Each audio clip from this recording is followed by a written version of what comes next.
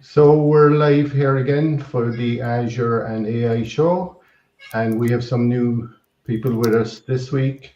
We have Sarah is joining us from Ghana, and we have Victor is in the north of England, and we have Dan is joining us from Wisconsin, and we have Partop, and we have Stephen. Partop is in India. We have Stephen in the UK, and we have Joseph from Lagos in Nigeria. Did I get everyone? Forgot myself. Frank Falvey here from Cork in Ireland. So we have three speakers on today.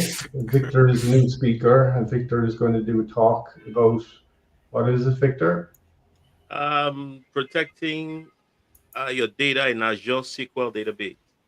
Okay. So, and Joseph, you're going to carry on with your weekly talk on.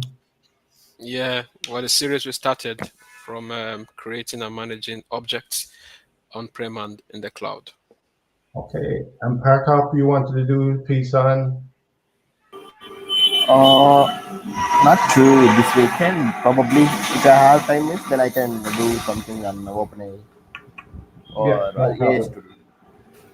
So, I Victor, think you can share your screen there. Do you see down at the bottom it says present? Okay.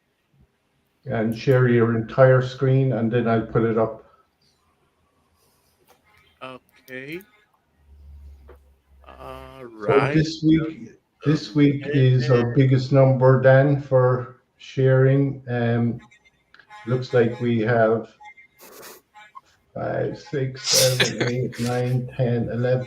We're streaming out to 12 different platforms all at one go. So we have Yeah, four YouTube channels, that's four amazing. X accounts.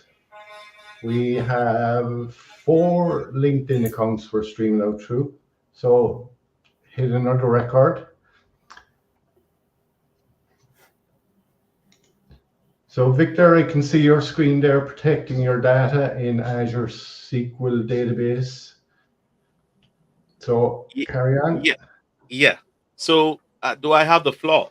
Yeah, you have Yep. the floor. Okay. I've been introduced, and I'm just going to try to do something just a bit around the line of data protection, and we're going to be looking at Azure SQL database. I'll just do a bit of explanation along the way. And then I'll just do a few things in the console and I won't take much time. So now, someone said that apart from the human resource in every organization, the data resource is the most valuable of the resources. So that means protecting your data from unauthorized access, unauthorized tampering, or loss becomes something that is very important. But we also need to know that data security is it's a process, it's not an event, it's something that is ongoing. So it's something that will require multiple layers of defense. So we're going to see how Azure SQL database, which by the way is a fully managed cloud database service, how it's going to be giving us some defense in-depth approach to data security. We are going to be looking at some of the features and some of the tools that are built into the service. So we will be moving this way.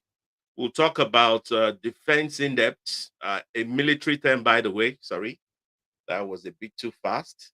We'll talk about defense in depth and we'll talk about the CIA triad just to lay some groundwork. And then we'll look at some of the features of Azure SQL database. We'll look at things like availability features. We'll conclude and maybe a few minutes in the console. Now, that's what Defense in Depth actually tries to achieve. Now, Defense in Depth basically is a data protection strategy. By the way, also, it's a military strategy anyway.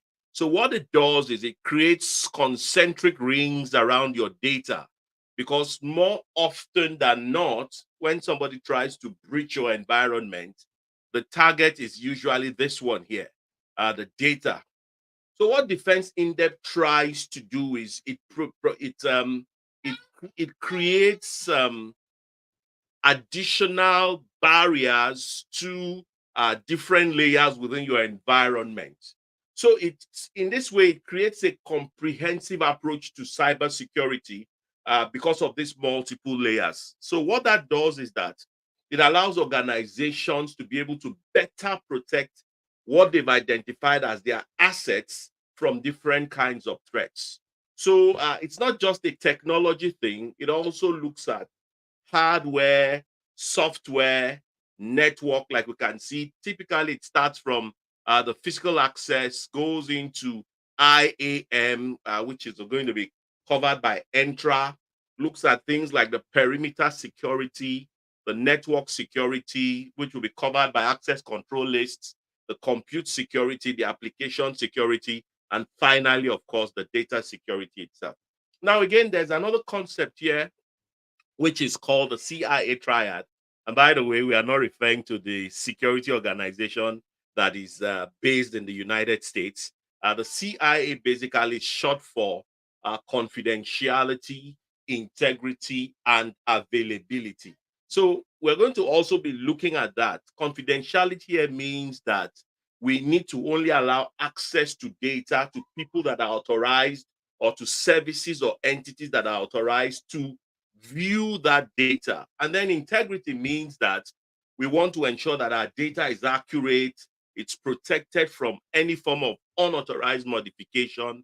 And then availability also comes into play, meaning that data should always be accessible and usable by all of the parties that we have authorized, and should also be protected from unauthorized access, such as denial of service or distributed denial of service. So we're going to be using those two terms from time to time to try to explain how Azure SQL database tries to protect data. So let's get into the nitty-gritty. Now, Azure SQL database, by the way, is a fully managed service.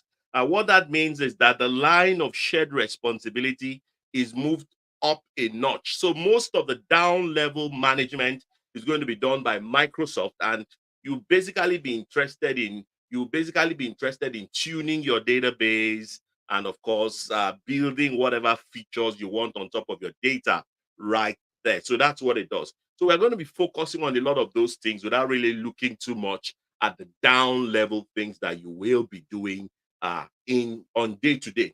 So Azure SQL database supports authentication. Now, that authentication means that whatever entity is trying to gain access to your data needs to prove that they are indeed who they are. And there are different kinds of methods for authentication, including the now very well known SQL Server authentication, where the details of the login is going to be managed within the master database in the service itself. We also have Entra ID, used to be called Azure Active Directory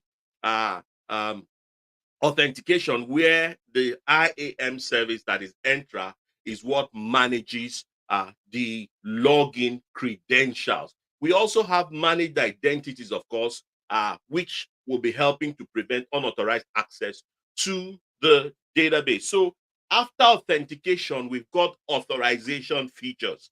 Now, authorization is being able to do what you ought to do. That's very important. And there are lots of role-based access control, or RBAC, and even database level permissions available. So this is going to be controlling access. So you're going to be having things like roles and logins coming in here. And depending on the kind of role that you have, what you will be able to do is going to be different for somebody that has another kind of role.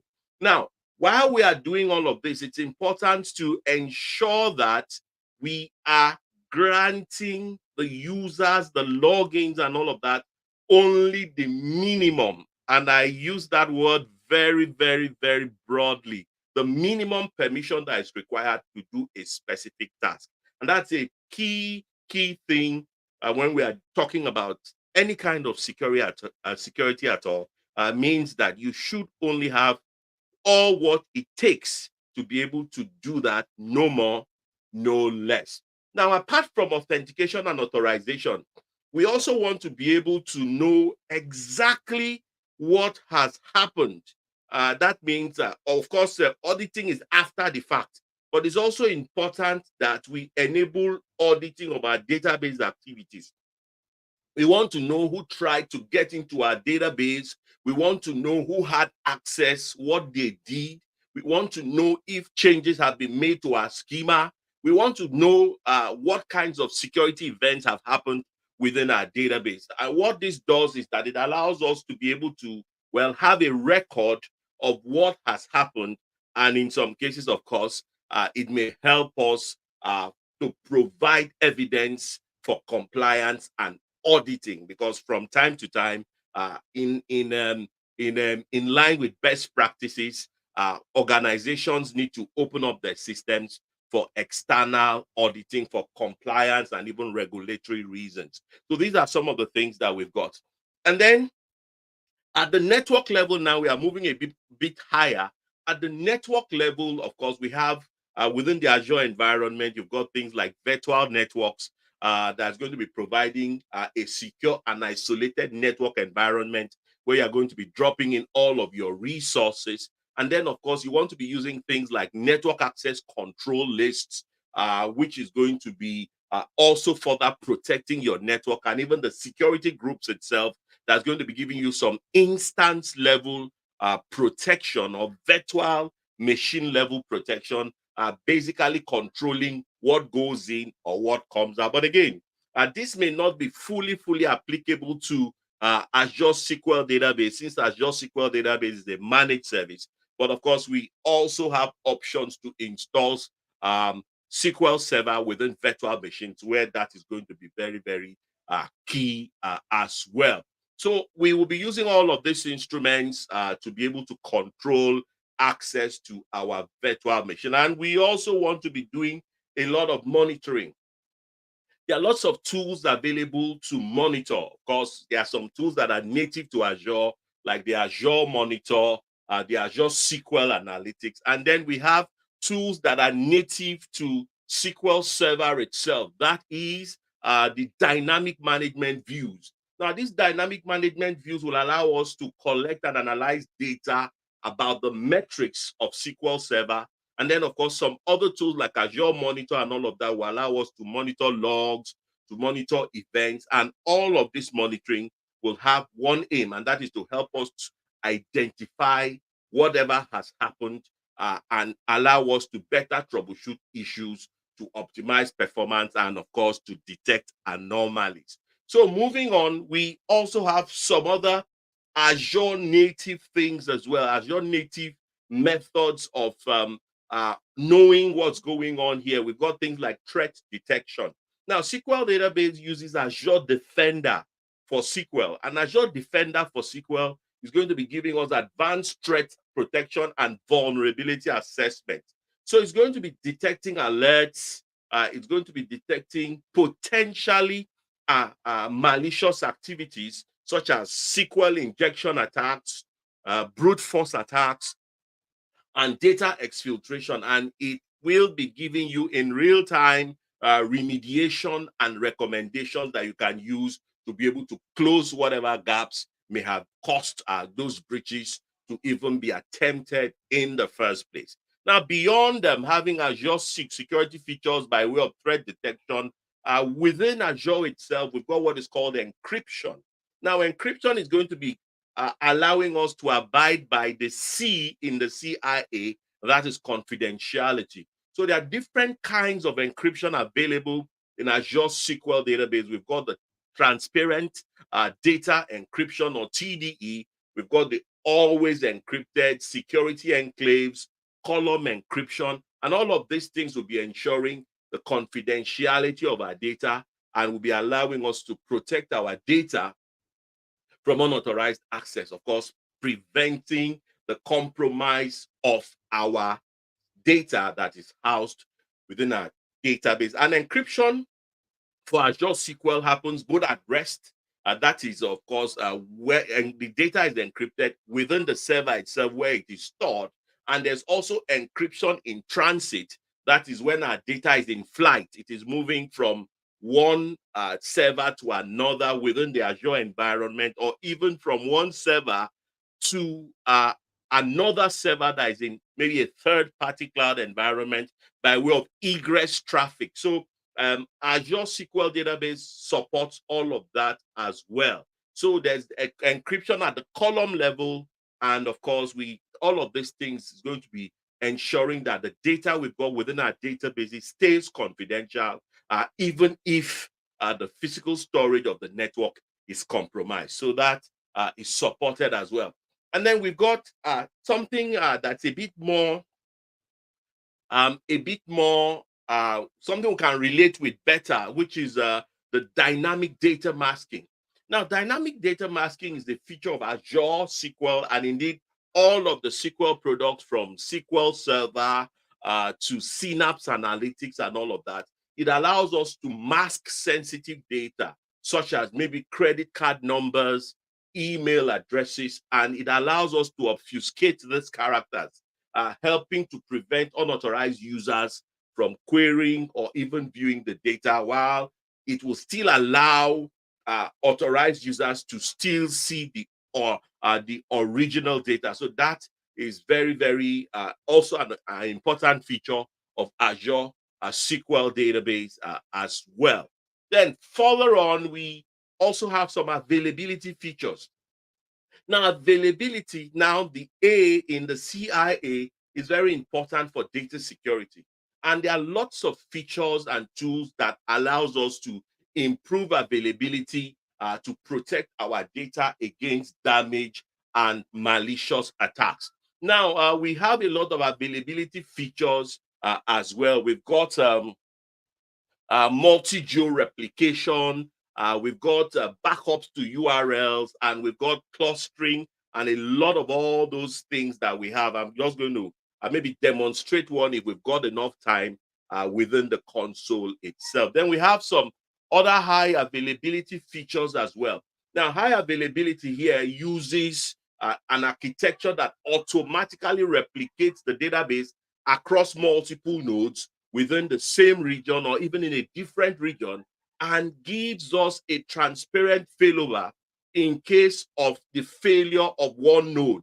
So it ensures that the database is always accessible, it's always online, even in the event of a region-wide outage, which of course is a very, very unlikely event. But even when it does occur, the multi-geo replication is going to ensure that all of our data is moved to another region asynchronously, such that if the entire region has got maybe an outage, then our data has been moved safely to another region and our applications will still continue to function. So that's just talking about geo replication further here. Azure SQL database supports active geo replication, allowing us to create up to 4 readable secondary databases in different regions, giving us the capacity to fail over automatically in case of a region-wide outage. And this ensures that the database is resilient to disasters, provides geo-distributed access, and of course continues to be scalable. And as we begin to wrap up on this aspect before we get into the console and just do a few demos here and there, we have backup and restore. Now, backup and restore is very, very important. So within the security or the operations landscape, if you choose not to do anything, at least you should have a backup of your data. So backup here, Azure SQL database being a managed service allows for the automatic performance of full, differential, and transaction log backups of the database. So, and it stores them in geo redundant storage, and of course, allowing us to be able to restore the database to a point in time within the retention period, which can range between 7 to 35 days. But we have the ability to enable what is called long-term retention that allows us to retain our backups for longer than that.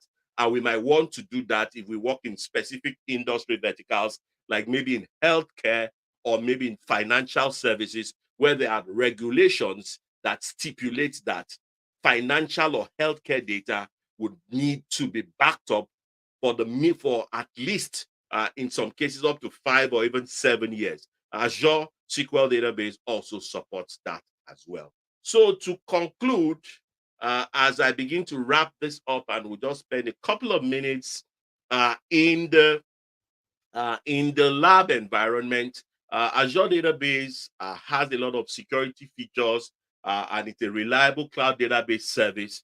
And of course, when we intend to protect Azure SQL database, we should always try to adopt a defense in-depth approach. We should be using various features and tools from the physical security all the way down to the data security.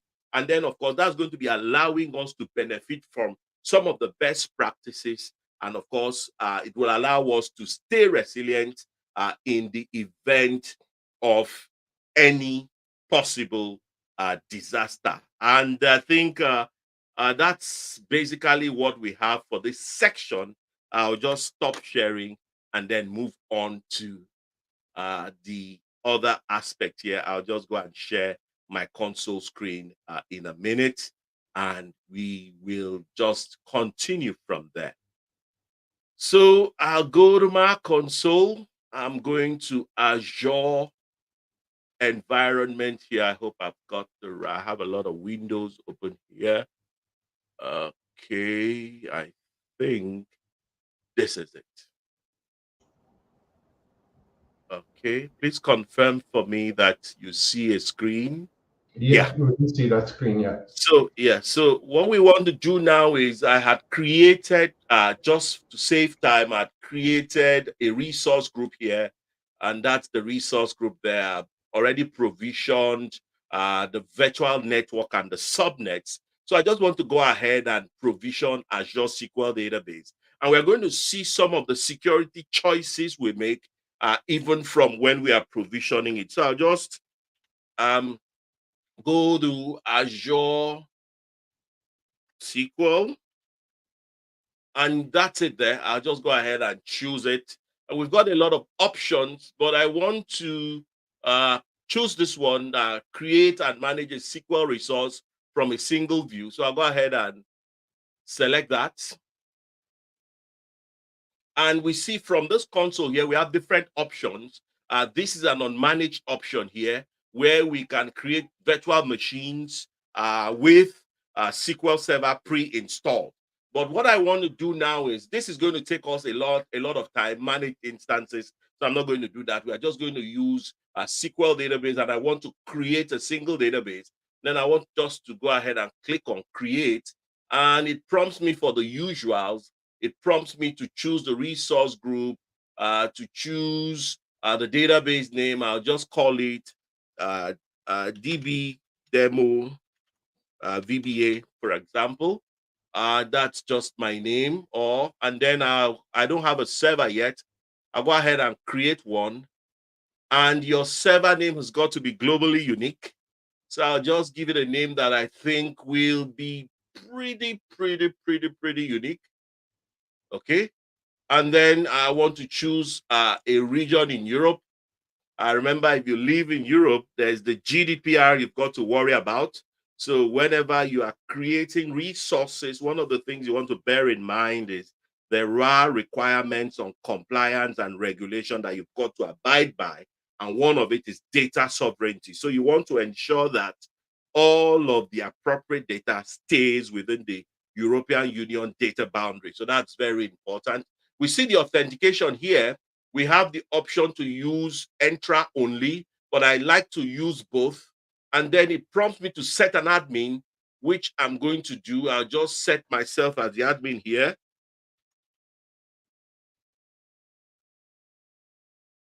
And then I'll put a username and then a password.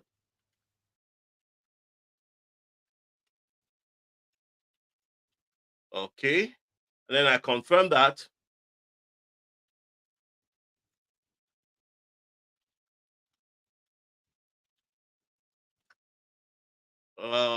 doesn't match. So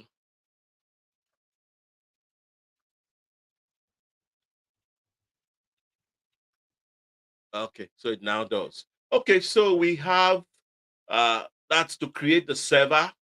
So we have the server created, and then we can go to networking here. Of course, it gives us the cost summary. I'm choosing the most cost-effective option, of course, and we have the option for connectivity here. For this one, you have the option of enabling public endpoints or private endpoints, but you can skip it and enable it later. So I'm going to leave it this way. You've got a connection policy here, and here it talks about encryption. Now, TLS 1.2 versus TLS 1.3. Now, what do we need to know here? TLS 1.3 is actually more secure, but you've got to be careful there. You've got to be sure that all of the clients that are going to be connecting to the server are equally TLS 1.3 compliant. If they are not TLS 1.3 compliant, unfortunately, when a connection is attempted, that connection may fail. So I would leave it as TLS 1.2, not the most secure setting, but for backward compatibility, I'll just leave it at that. And then we've got some options for security here. You've got the option to enable Azure Defender. Of course, you can enable it. It gives you the option to start a free 30 days trial. Highly recommended. And then you have other options as well, server level. And this is where you want to configure always encrypted by secure enclave. Now, what that does is it prevents those that have privileged access to SQL from actually being able to read the details of the database. You know, one of the challenges you have in database administration is, well, it may be difficult to lock out the admins from being able to read whatever is in the database. And that's what Secure Enclave does. For a more secure configuration, you want to turn that on as well. And by the way, I don't see any effect on the cost. So we'll move on from there, and we'll go to some additional settings. I usually like to, for demo purposes, to turn on the sample database. And the sample database is usually the AdventureWorks database, which you can use to do a whole lot of things. And then you may want to target, well, not exactly a hard requirement, but a highly recommended requirement, because tags allow you to do a lot of things, allows you to easily search through your resources, allows you to do things like back charges if your organization supports that. Maybe you are creating a database for the finance department and you want to back charge them for the cost of running the database. Tagging is going to be helping you to do that, to better manage your cost. And if you're happy with all of the settings, you want to do a review, and then you want to go ahead and create. And it goes on to create it. So I'll just quickly dive into the other thing here, which is encryption. So right now I have SQL Server Management Studio, and I want to just show how we can encrypt the contents, the columns within the database. Before I wrap up, I have about maybe a couple of minutes. I don't want to take too much time, so I'll allow other speakers to also come on in and do their thing too. So I'll just get into, I don't seem to see, yeah, get into SQL Server Management Studio and just demonstrate something called encryption. So I'm connected. This is actually a connection to a server here. So I'll just go and go to a table. For example, let's say customers table. And I'll just select top 100 rows from the customers table. We can see here that all of the columns are in plain text. We can see the phone number column is in plain text. Now, and what encryption does is... The screen is not being shared anymore. Oh, really? Sorry Yes. about that. Let me share afresh. Okay. Confirm that you see, please.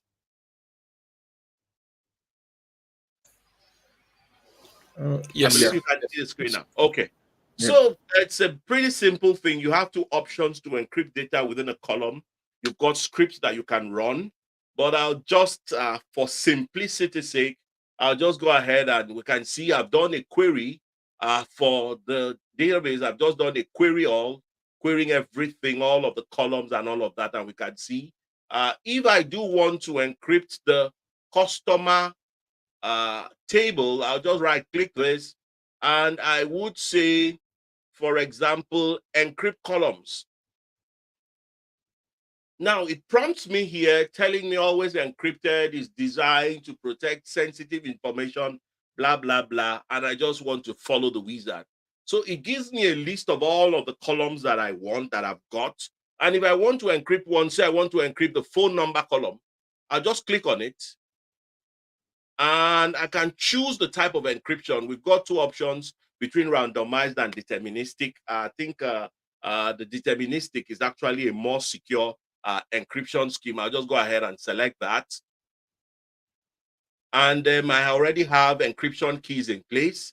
If you were doing this within Azure, you want to store your secrets within the Azure Key Vault, of course, so that you have one single source of truth in Azure Key Vault. I'll just go ahead and just prompt. It goes ahead to, it looks at it, it says, okay, you have the option to generate a partial script to run later, but I want it to run immediately. And once I click on finish, it begins to do the encryption operation. We'll just give it a few seconds. Once it's done, I'm going to go ahead and query that table again, and we are going to see if the column in question has been encrypted. So, okay, I'll close this, and then I want to do a fresh query this time. I'll select top 100 rows. I think I lost that again. Yeah, we can see your screen. Okay. Yeah. Okay, so we see here that we still have the column for phone, but it's entirely unreadable. Compare that with what we had here. What's going on? Okay. I think when I switch screens, it just stops sharing. Yeah, I think you need to click on like probably like entire screen, something like that. Share entire screen. Okay. Okay, so we see here, this is where we were before. But if I go ahead and click the next tab where we have the new query. We can't see your screen. Okay.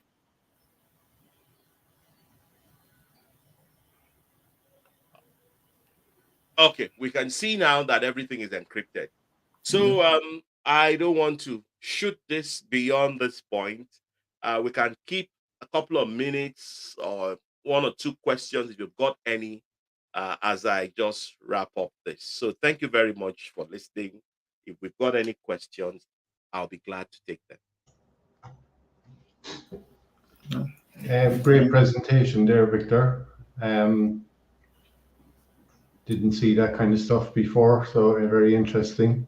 Yeah, questions, I think that was a great presentation as well. And also, you know, coming from the defense in depth, going through CIA, and then, you know, hitting the SQL encryption, I think that was amazing.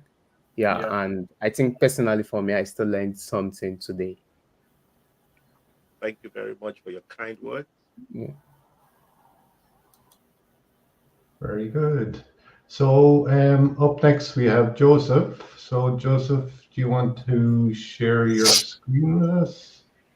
Okay, so from my end, unfortunately the application we're using does not have emojis. I would have thrown a lot of them. The speech presented by Victor was so energetic, and I can't be intimidated anyway. It was so academic, and we landed in the console, and you showed us a lot of things. I truly appreciate the ground you've opened already for me to come in. So my own end would be, I will just try to share my screen now so that we'll continue from where we stopped last week. We do I have two monitors here. I don't know how it will be. Share. Okay, entire screen. So I will share this one. Share. Okay. So let me know when you can see my screen.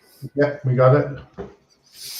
Okay, thank you very much for that. Last week, while on the call, I promised I was going to put up a document that we are going to be using going forward. So I was able to do this piece, and we've done some stuff with creating OUs, creating users, um, from on-prem, and then we went to the cloud. We created users in the cloud. We tried to do some few things last week. So today, I just want us to continue from this document to follow it from one point to the other. And for each opportunity I have on this show, I will try to make sure that we are using this for now until we wrap it up, and then we can jump into some other things just so we can have a structural way of having the conversation. So I want us to get into creating groups in AD. This is where we are right now because we've created users last week. So we want to create group in AD.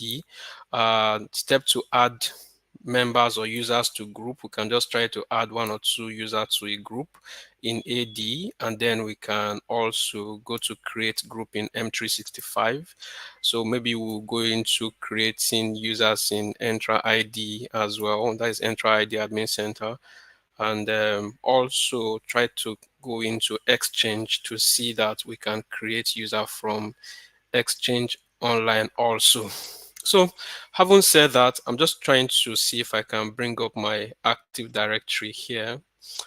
So this is my Active Directory environment that we had walked through last week. So if I want to go to where I want to keep the group that we want to create in AD, so I'll just go to tools. I can just, one option is for me to come to Active Directory users and computers.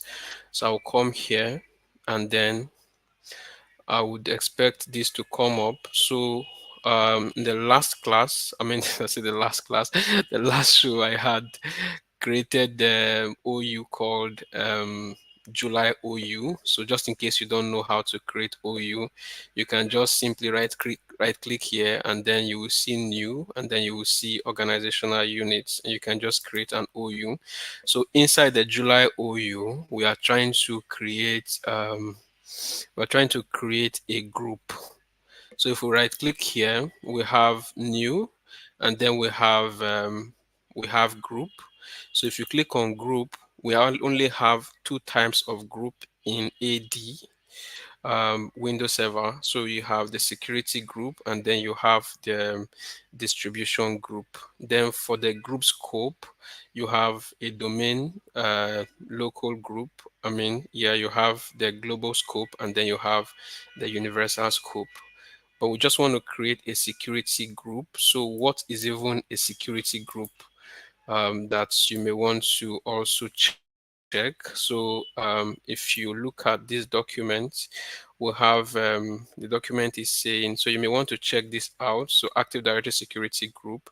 So what are they used for? Active Directory has two forms of common security principle: the users and computers only. So if I come down here, security group can provide an effective way to assign access to resources on your network.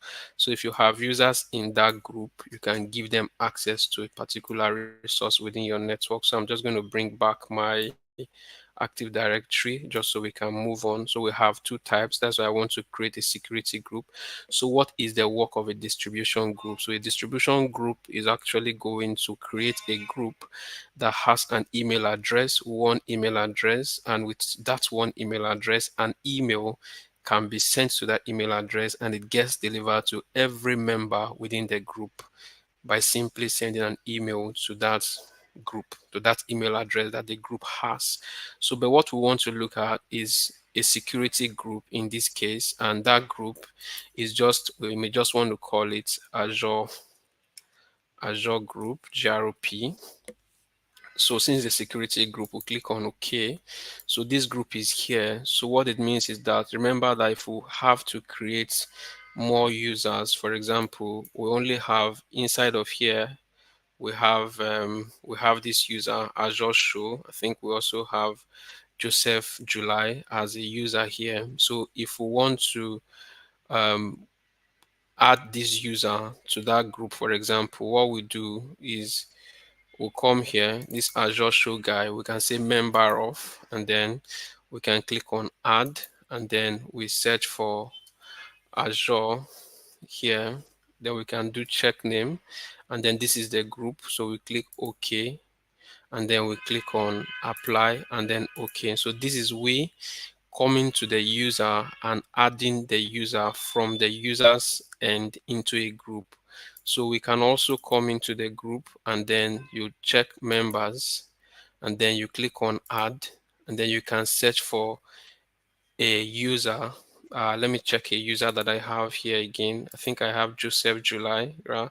So if I come inside of the group, I can say members, and then I will say add. I would search for Joseph, who wants to be a member, who I want to add to that group, and then it's Joseph July. I can say OK, and then I will OK this, and then I can click apply, and I click OK. So that means inside of this group, Azure group, if I open it and I go to member, I'm expecting those people to become the member here. So what have I shown?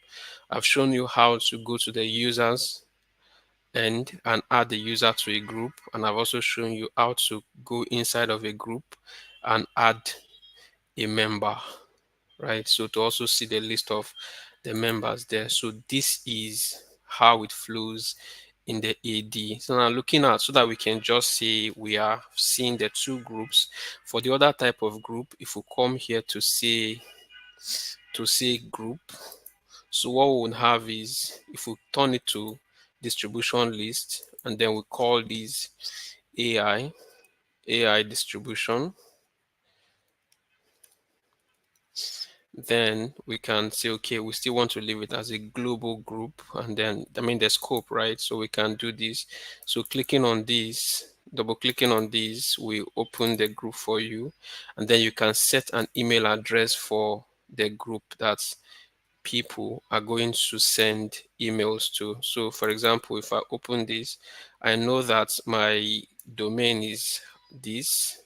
So if I have this domain here, I can come here to the distribution group, and I say, okay, the email is AI, and then at joseph.local. So the domain, I can just okay it, and this is me creating a distribution group in the AD, right? So we've also seen security group. Now we want to come into the M365 admin center. Remember, if you set up synchronization between the on-prem environment and the cloud, these groups are going to get replicated to the cloud, but you cannot make changes to their attributes in the cloud.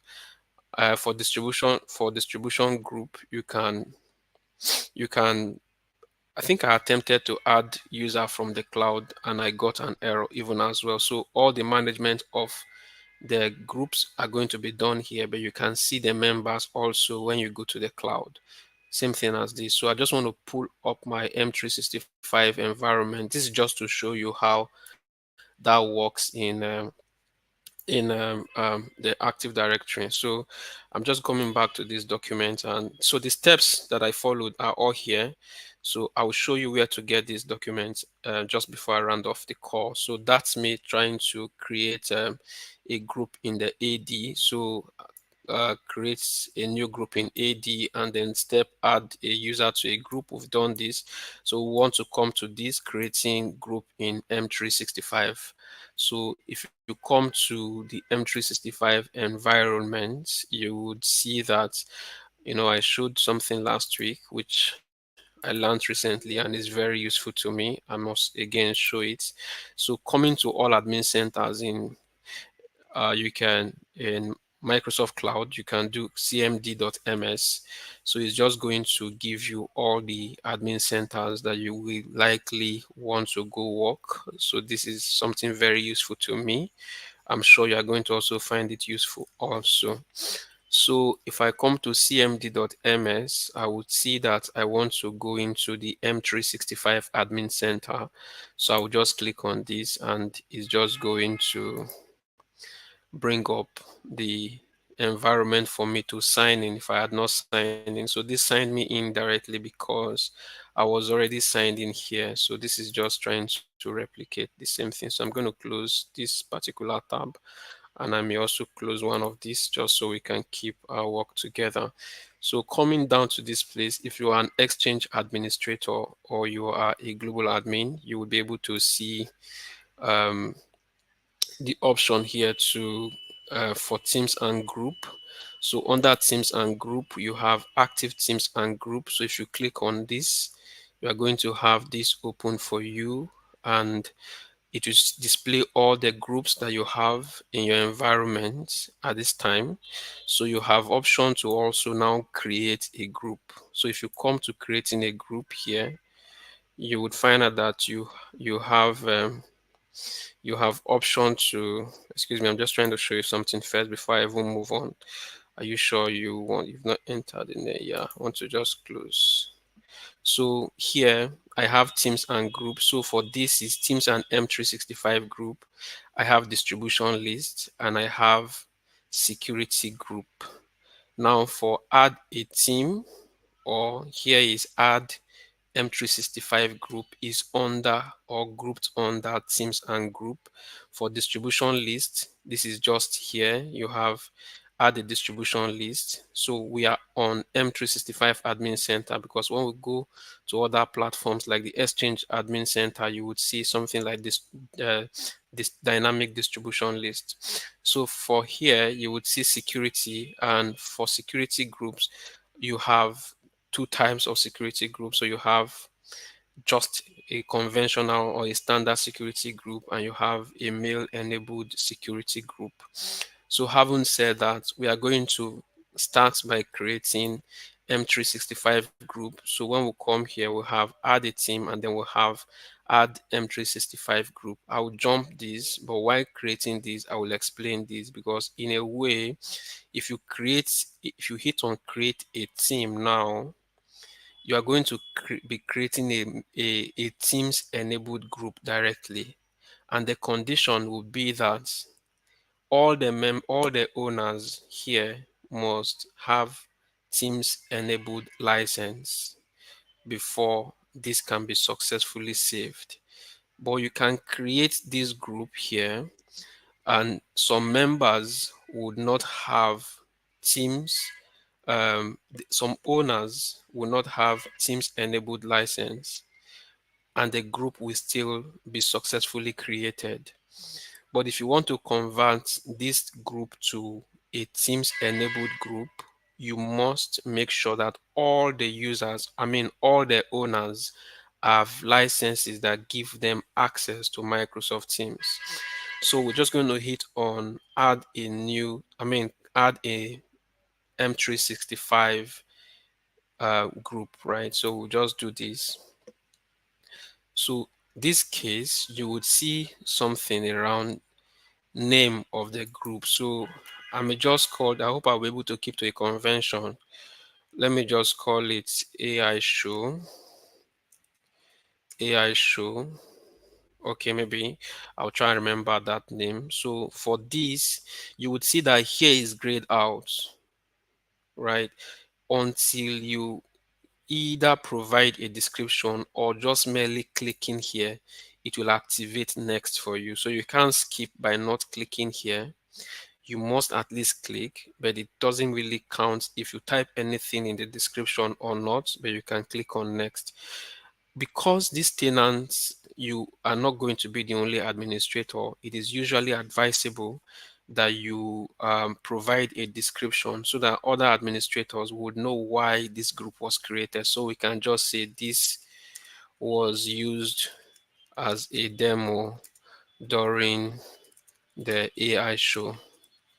So it's just fine that way. So we can do next. Now there's something I want you to take note of. If you don't add an owner here, you will not be able to move on. But if you go to the Entra Admin Center to create a group, you do not. So I was able to spot out this difference in the documentation. In the M365 Admin Center, it does not automatically make the administrator who is creating the group an owner of the group. But until the administrator who is creating the group adds someone to become an owner, he cannot move on to create the group. So, having said that, to get this button here activated for us, we must add at least one owner. So, and here is saying select up to 20 people to join the group as owners. You can add more people later, but you have to add one. And Microsoft recommends that you at least have two owners of a group so that one can function in the absence of the other. So we're just going to make the first name here as the owner of this group. So if we do that, you can see that the next icon is activated for us. Now, the next thing is optional at this point, because if you look at when it was members, owners, you couldn't move on. But with this one as members, you have options to move on now without adding any member. But if you choose that you've had all the people or all the users you want to add as members of this group, you can of course go ahead and create and add them by clicking here and selecting them to add. But one very important thing is that you can only add 20 at instance, and then if you want to add more, of course you can get back to the group and add more members. But let's even say I'm not even adding anybody at this time and I'm doing next. So if I come here, I would say AI show. Um, okay, AI show, or let me just say AI underscore show so that it will be clear at the domain. So if I have multiple domains already, I will have options to choose the domain that I have. So now is the privacy of the group that I'm creating. So it's saying public or private. So public is that the group can be joined by everyone without getting an approval from the group owner. So anyone can just join. Now for a private group is open to everyone to join, and group owners are the ones that can add members to them. Excuse me, group are not open to everyone to join, but it's only the group owner that can add member to them. So the privacy is that. So I can decide to make this group a private group. So for now, I'm not assigning a role. When we get to role assignment, I will explain that also, because that is a topic on its own that will be covered in subsequent meetings. Now, this is saying add Microsoft Teams to your group. Now look at this condition. What it means is that after creating this group, I want to see it replicate as a team in Microsoft Teams. Now, for me to be able to have this replicate, all of the owners must be must have a license that includes Teams. I'm saying this because I while I worked as support engineer, I've had a case that came and it appears that they did not have access to use that team in Teams. And this was what I discovered after a very long research, that the users who are the owners of the team, there was just one person who does not have Teams license. And that is because he is the administrator account. And admin account are not full-fledged accounts, so you don't need to give them licenses. So because of that, the team could not be converted. The group could not be converted to team until we had to remove the administrator from that group. And this button here, this checkbox here, was activated for us to hit on create a team for this group. For now, because Adele, who was added as the owner of this team, has no license at all assigned to the user.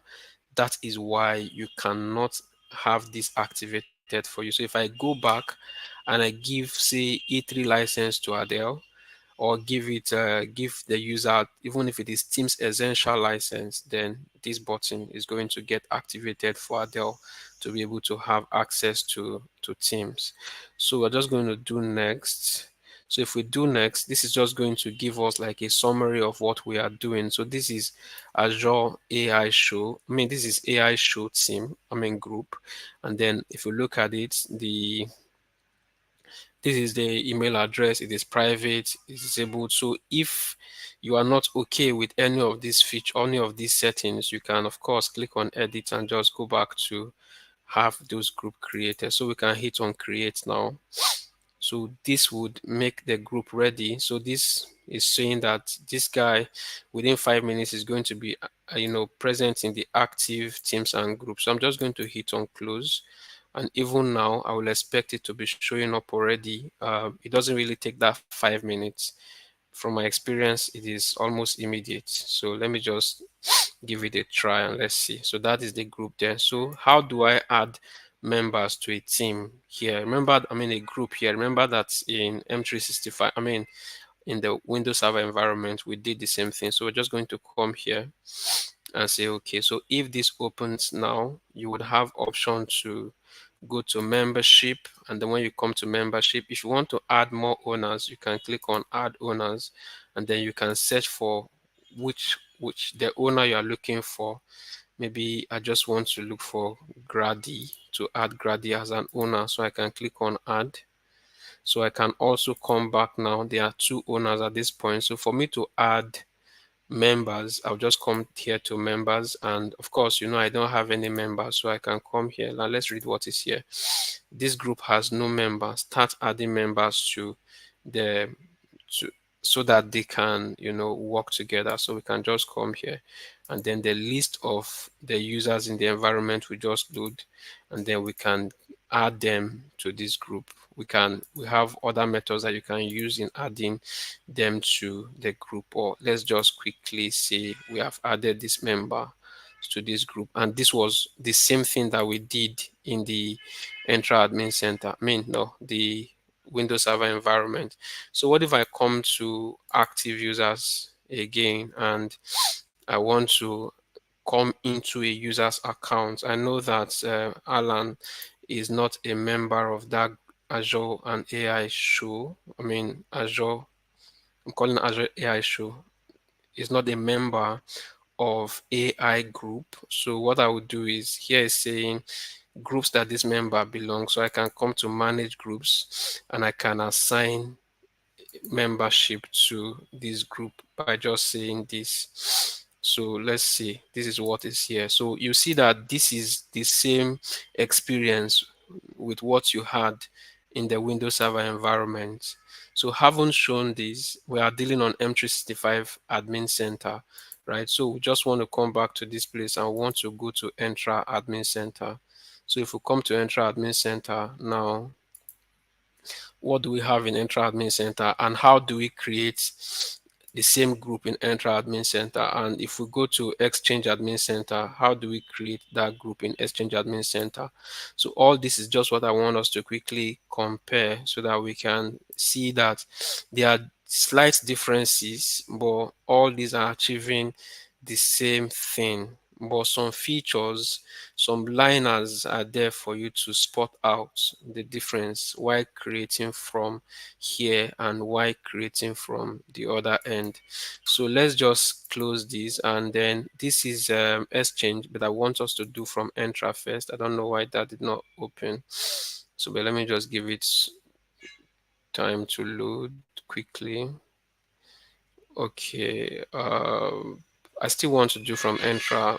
I could go to Exchange first, but I would prefer that we have Entra open. Come on, Entra.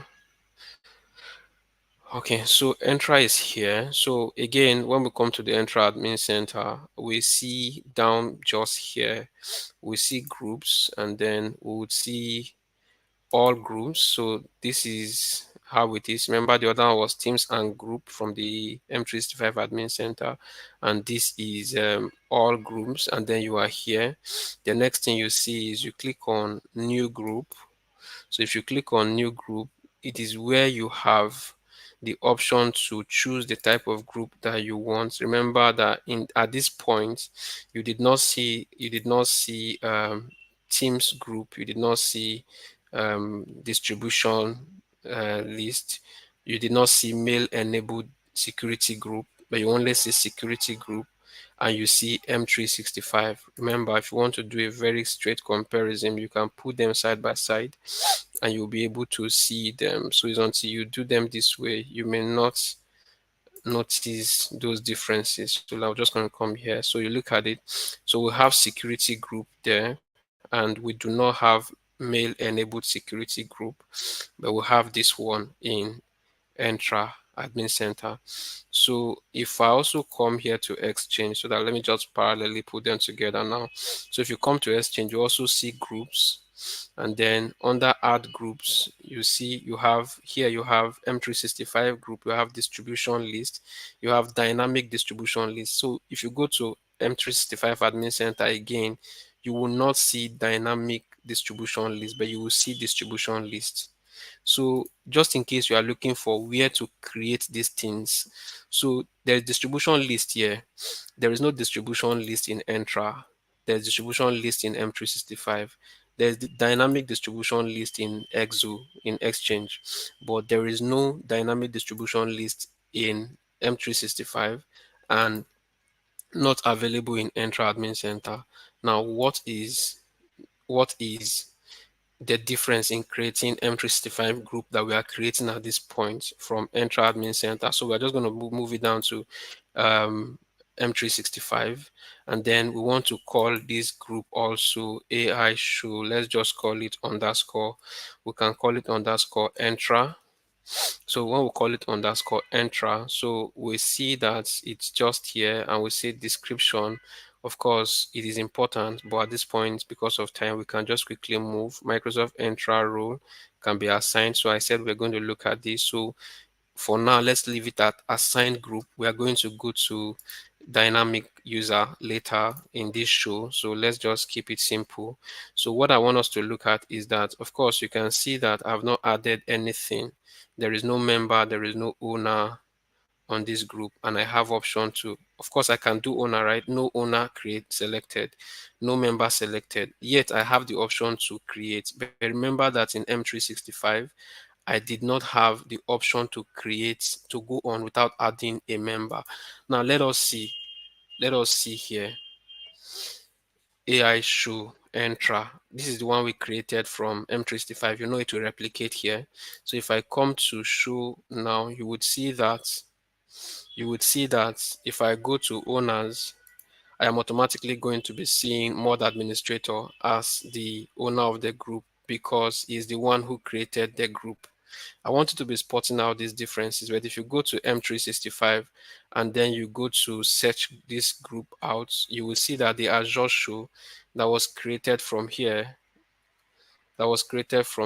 is not going to be a member of that team. Neither is he going to be an owner in the first place because he was not even he was not an owner. So let me just quickly summarize what I'm trying to say. If you come here and create a group, it does not demand, it's not compulsory for you to have an owner before the group can be created. However, the admin who is creating the group automatically becomes an owner of the group. Now, let me quickly go to Exo Admin Center to quickly create an M365 group as well so that you just see the differences that are here. So add a group, and then we are just creating this, and we'll say M365 is recommended. So here you will see that as you hit on group, you see have option here to change them to dynamic distribution, mail enable security distribution, and then Microsoft 365 group, which is the recommended. Now look at it quickly. So if I do this and I do underscore EXO, and you would find out that, yes, of course, I needed to do description, but there is no time now. So if I go to next, the same behavior that you saw in M365, the same behavior here, that I cannot click on next until I add an owner to this group before I can move on with what I am creating. So I'm just going to add that guy as the owner of this group, and then I will do next.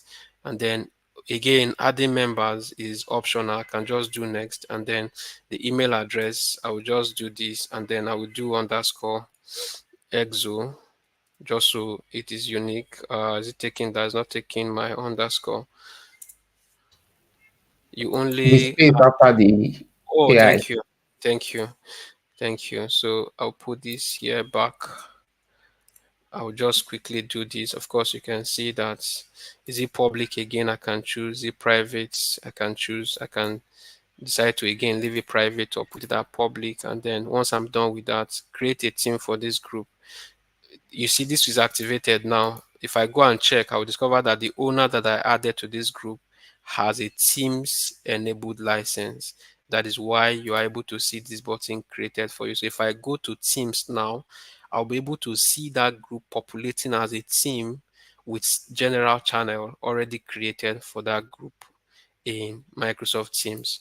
So the same way we added member to the team, to the group from M365, from the same thing we would have done in Exo also. So if we want to add more owners, we can add owners to it. If we want to add members, we can add members to it. We can as well go to the owner, the user, and then make the user a member of the group. So I just want to say all groups now, and then I will just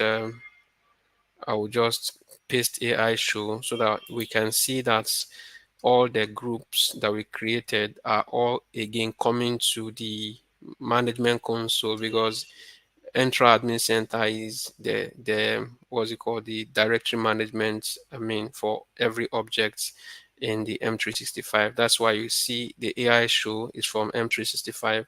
The AI show in Exo is from Exchange Online. Then the AI show from Entra is from Entra, and all of them are showing up here as users. So I'll be rounding off now because I've just spent my 20th hour few minutes ago. 20th minutes, few minutes ago. So this is the document I'm following, and good 18, I was able to take my time to do like a hands-on and friendly documentation that you can put by the side of your screen and follow through. So to see where this document is, I will just quickly take you to my LinkedIn profile and show you the documentation quickly before I round off today. This is, sorry, I will just scroll down my page just so you know where to go get it. It's under my post. Come on, show up the 14 resources.